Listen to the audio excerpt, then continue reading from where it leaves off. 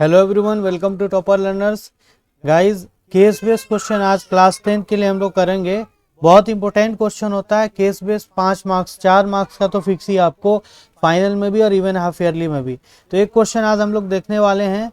ये है आपका रिफ्रैक्ट कलरफुल वर्ल्ड से question, human ion colourful world से। देखिए यहाँ पे आपको दिख रहा होगा क्वेश्चन। क्वेश्चन पढ़ा जाए। When white light is incident on an reflecting surface of prism, जब white light prism के reflecting surface पे fall करता है, the light split up into constituent color violet, indigo, blue, green, yellow, orange, red. The process of splitting of white light into 7 constituent color is called dispersion of light. ठीक है, 7 colour में जो light टूटता है prism से पास होकर के, ये जो घटना है इसको हम क्या बोलते हैं? डिस्पर्सन ऑफ लाइट बोलते हैं। When the disperse white light is made to fall on a screen we get band of 7 colour is known as spectrum of white light. उसको हम क्या बोलते हैं? वाइट लाइट का स्पेक्ट्रम बोलते हैं। Red colour band list on passing through the prism, violet color bend through maximum angle on passing through the prism. Red colour come bend होता है और जो दूसरा कलर है वो ज़्यादा बेंड होता है। इसका क्या रीज़न है? तो इसका रीज़न ये है कि रेड कलर जो होता है उसका वेवलेंथ ज़्यादा होता है, स्पीड ज़्यादा होता है, इसलिए उसका बेंडिंग कम होता है। और दूसरा कलर जो है जैसे वायलेट है उसका सबसे कम वेवलेंथ होता है, इसलिए उसका बेंडिंग ज़्यादा होता है। ठीक है, अब देखिए ये आपका फिगर है। यहाँ पे फिगर आप देख रहे होंगे कि ये वाइट लाइट है, ये जा रहा है और ये अगर नहीं होता प्रिज्म तो सीधा चला जाता। अब ये 7 कलर में टूटा है, 1 2 3 4 5 6 7 और ऑर्डर है VIBGYOR विबग्योर। और ये जो है आपको दिख रहा है ये वाइट स्क्रीन है। ये क्या है? वाइट स्क्रीन है। इस पे जो स्पेक्ट्रम 7 कलर का हुआ है इसी को हम क्या बोलते हैं? स्पेक्ट्रम बोलते हैं। ये शीट विथ पिन होल है ना। यहाँ पे ये जो शीट रखा हुआ है इसमें छोटा सा पिन डाल दिया।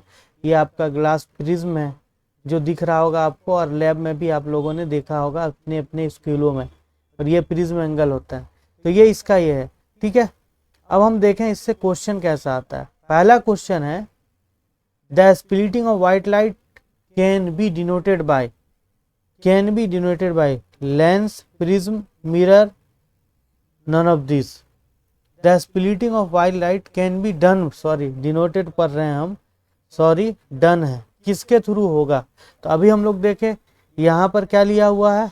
प्रिज्म लिया, लेंस तो नहीं है ना, मिरर तो नहीं है, तो क्या हो जाएगा answer? B is the right answer. B is the right answer. अगला क्वेश्चन आपका which property of light is use by prism to form spectrum. कौन सी प्रॉपर्टी लाइट का स्पेक्ट्रम बनाने में हेल्प करता है? Reflection, refraction, dispersion, scattering. तो हम देखें कि स्पेक्ट्रम बनने के लिए कौन सा जरूरी है, बताइए। कि स्पेक्ट्रम जो बना है वो बना है डिस्पर्सन के कारण, तो सी इज द राइट आंसर। अगला है आपका when A red light passes through the prism will not split, will split into 7 colour, will split into white colour, will split में भी सिर्फ बोल रहा है यहाँ पे red colour, red light.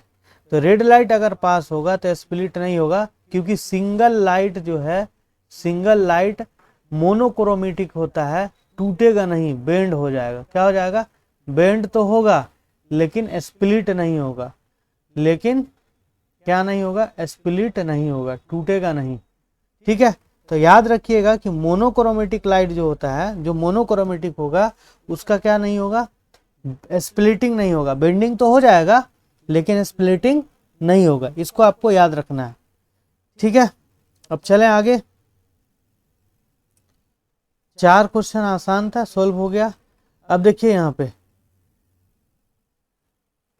Spectrum produce by white light by prism is called, क्या कहलाएगा? Spectrum produce by white light spectrum produce by white light by prism, उसको क्या बोलिएगा, pure, impure, monochromatic spectrum, none of this. देखिए prism पे सातों colour clear visible अगर है, क्लियर विजिबल है तो उसको हम प्योर स्पेक्ट्रम बोलेंगे, और प्रिज्म प्योर ही बनाता है। प्रिज्म क्या बनाता है, प्योर।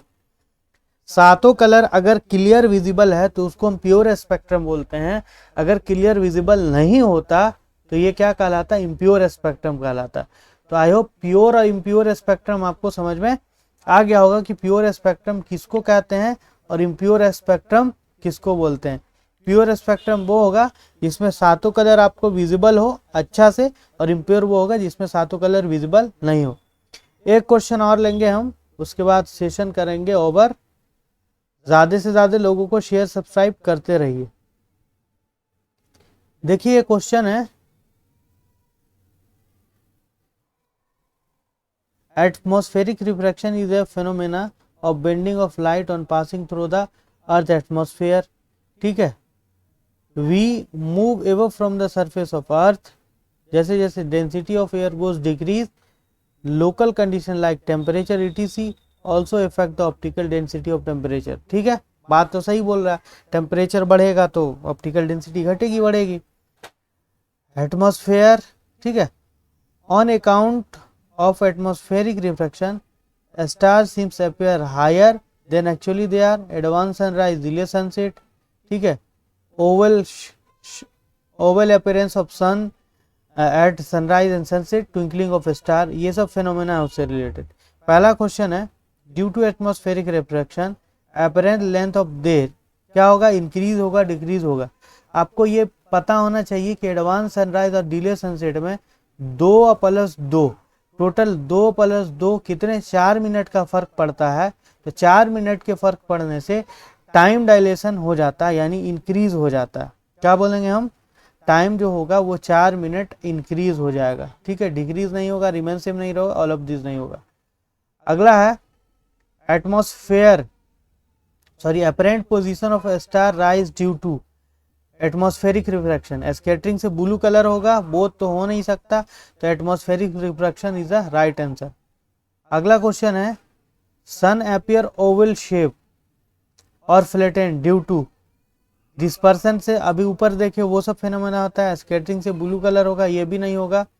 कैन नॉट से कह सकते हैं, वो हो जाएगा एटमॉस्फेरिक रिफ्रैक्शन। क्या हो जाएगा, atmospheric refraction.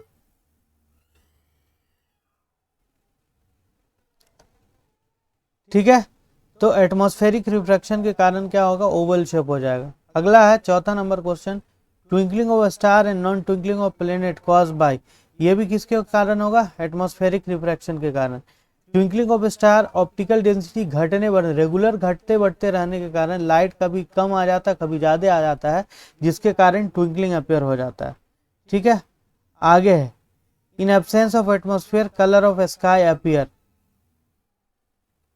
Colour of sky appear, अगर एटमॉस्फेयर हटा दें तो स्काई का कलर कैसा अपीयर होगा। स्काई का कलर अगर एटमॉस्फेयर हम हटा देंगे तो स्काई का कलर ब्लैक अपीयर होगा। कैसा होगा, ब्लैक, जो एस्ट्रोनॉट्स को होता है, किसको, एस्ट्रोनॉट्स को ब्लैक अपीयर होता है। क्यों, क्योंकि वहां पे एटमॉस्फेयर नहीं होता है, एटमॉस्फेयर नहीं होता है तो बेंडिंग भी नहीं होता है। क्लियर, तो इसको आपको कंप्लीट कर लेना है यहां तक। दो आज क्वेश्चन की केस बेस, इसी तरीके का केस बेस क्वेश्चन आता है। बस आज के लेक्चर में इतना ही, नेक्स्ट लेक्चर में हम लोग फर्दर डिसाइड करेंगे क्या करना है आगे। Thank you, have a nice day.